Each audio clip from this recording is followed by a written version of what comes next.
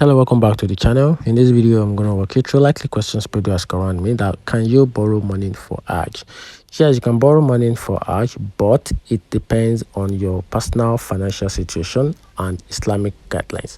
So in this video, I'm going to walk you through ways to borrow money for Hajj.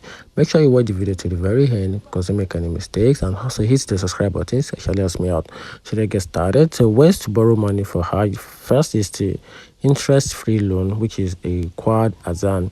Some Islamic banks, mosques, or charities offer riba-free loans for Hajj, and also employers Hajj loans. Some companies provide interest-free salary advance for Hajj, and also friends and family. Borrowing from a trusted person without interest is an option.